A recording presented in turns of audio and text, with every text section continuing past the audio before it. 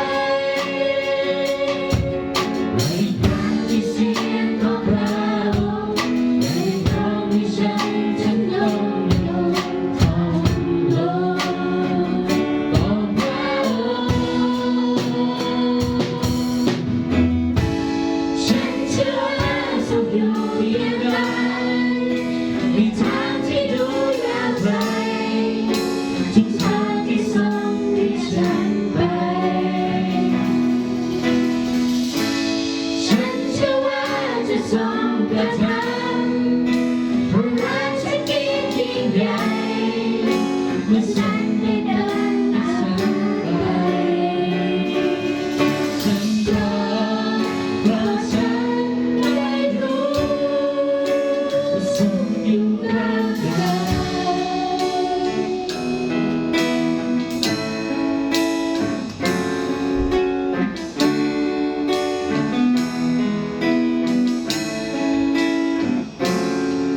ตกบนทางกำลังที่ฉันก้าวต่อไปเป็นบนทางที่ต้องจงแท้ที่สุดดวงใจในครั้งที่เสียงของเราในครั้งที่ใจฉันต้องก้าวผ่านลมของพระองค์ฉันเชื่อว่าจะอยู่เพียงใดในครั้งที่ดูยากไกลในทางที่ทรงให้ฉันไปฉันเชื่อว่าจะทรงประทานพระราชกิจยิ่งใหญ่ที่ฉันไม่เดินตามไปฉันเชื่อว่าจะอยู่เพียงใดในทางที่ดูยากไกลในทางที่ทรงให้ฉันไปฉันเชื่อว่าจะทรงประทานพระราชกิจยิ่งใหญ่ที่ฉันไม่เดินตามไปฉันขอเพราะฉันได้รู้ว่าทรงอยู่ข้างก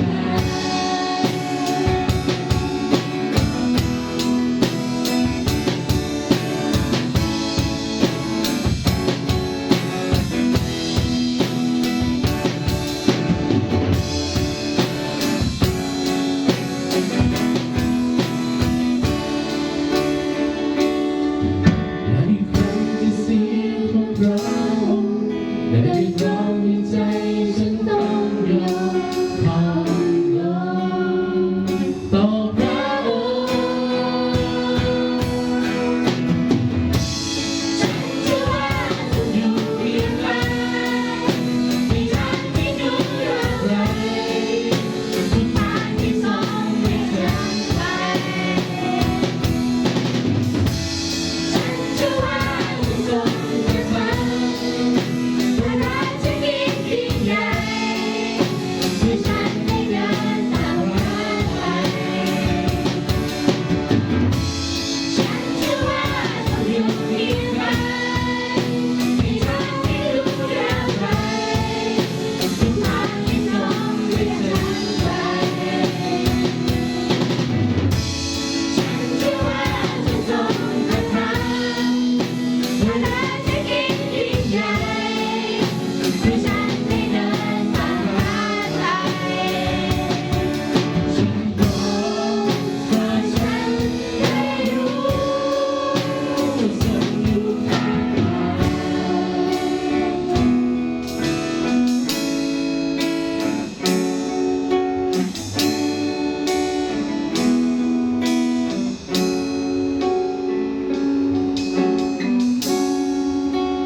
ขอพระองค์ทรงนำฉันไป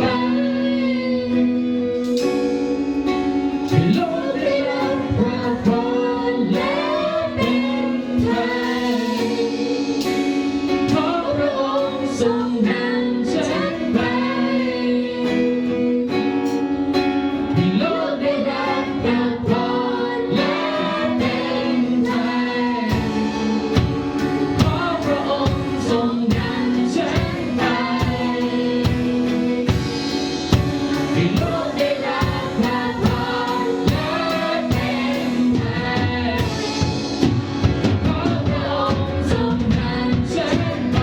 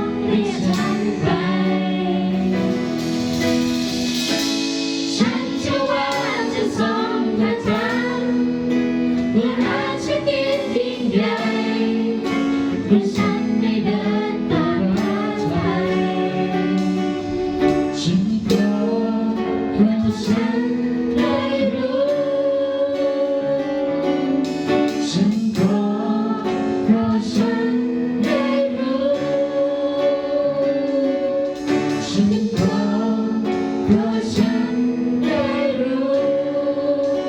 ว่าทรงอยู่ข้างกาย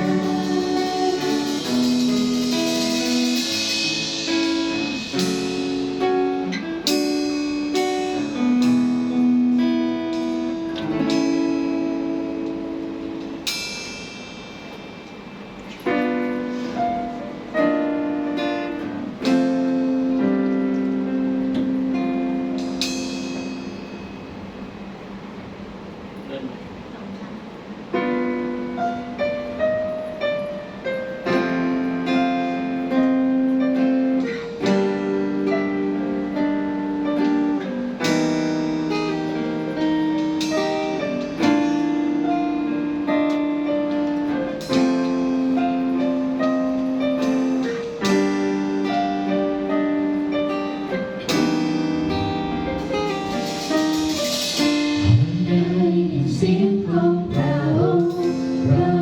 เปิดเผยให้เห็นถึงแผนการที่ไม่คลาดทำตามพระทัยมองใจที่ข้าเดินก้าวไปตัวกาเป็นผู้ใดที่พระองค์เรียกแต่พระคำยังคงย้ำเตือนพระองค์ทรงไม่เคยเปลี่ยนแปลงพระองค์ทรงศักดิ์สิทธิ์เพียงทันพระเจ้าผู้ทรงฤทธาผู้เป็นพระวันของข้าข้าเชื่อในพระสัญญาของพระเจ้าผู้ทรงเรียกข้าในทุกครั้งที่พระองค์ตรัสสิ่งเหล่านั้นจะเป็นความจริงในทุกวันและเวลามอบให้พระองค์ทรงนำหน้าข้าเชื่อมั่นใจในทุกสิ่งที่พระทรงเป็นและพระองค์ทรงกระทำ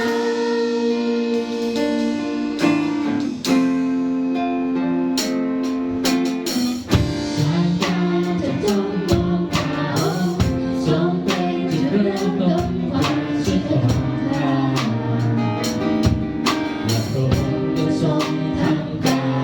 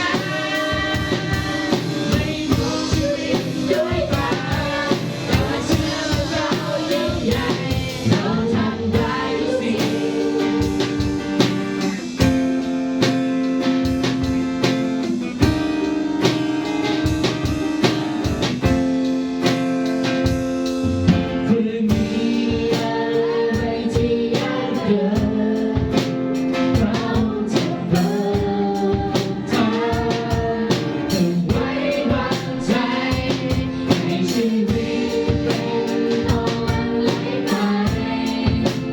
ให้คนสรรเสริญพระนามโอ้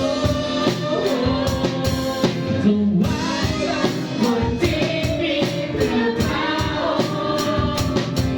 ส่งพระให้เกิดผลอย่างมากมายเอาเราเมื่อมาที่ใหญ่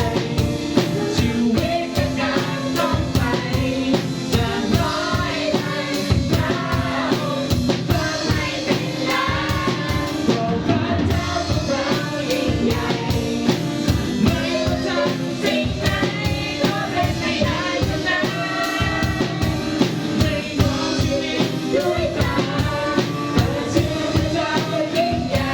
เอาเราเมื่อมาที่ใหญ่ชีวิตจะการต้องไปจากร้อยพันดาวเพื่อให้เป็นล้านพระเจ้าของเรายิ่งใหญ่ไม่ว่าทำสิ่งไหนก็เป็นไปได้ทั้งนั้นไม่มองชีวิตด้วยตาแต่เชื่อพระเจ้ายิ่งใหญ่เราทำได้ทุกสิ่ง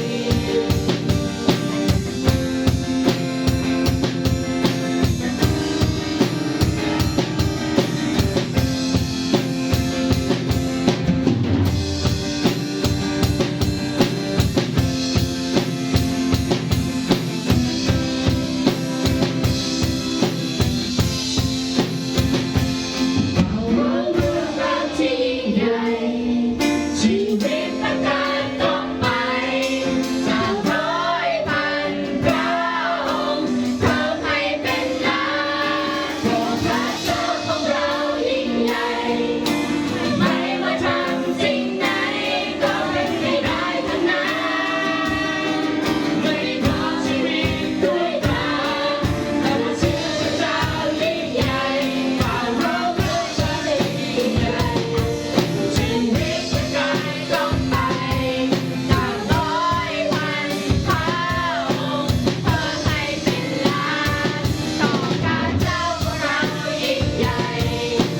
ไม่ว่าทำสิ่งไหนก็เป็นไปได้ทั้งนั้นไม่มองชีวิตด้วยตาแต่ว่าเชื่อพระเจ้ายิ่งใหญ่เราไม่มองชีวิตด้วยตาแต่ว่าเชื่อพระเจ้ายิ่งใหญ่เราไม่มองชีวิตด้วยตาแต่ว่าเชื่อพระเจ้ายิ่งใหญ่เราทำได้ทุกสิ่ง